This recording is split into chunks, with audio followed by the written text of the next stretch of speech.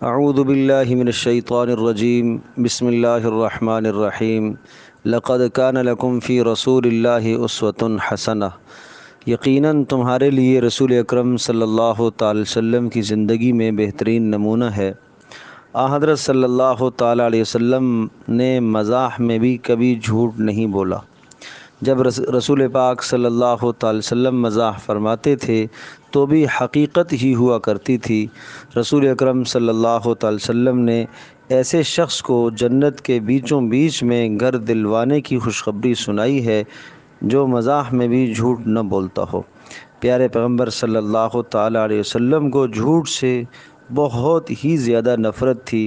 حضرت صلی اللہ تعالی وسلم کی گفتگو ہمیشہ سچائی پر، حقائق پر، سنجیدگی پر مبنی ہوا کرتی تھی۔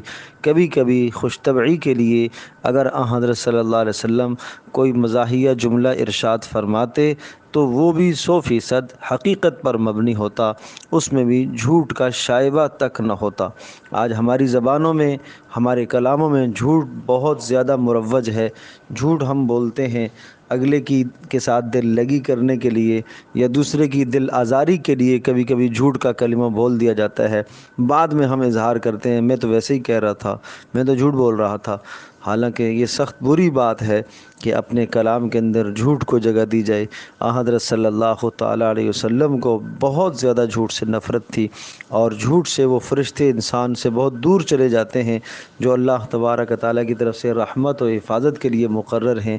ان کو جھوٹ سے نفرت ہے اور جھوٹ سے انہیں بدبو آتی ہے، جس طرح سے ہمیں دیگر نجاستوں سے بدبو آتی ہے، اس طرح سے ان فرشتوں کو جھوٹ سے بہت بدبو آتی ہے اور وہ آدمی سے بہت دور چلے جاتے ہیں۔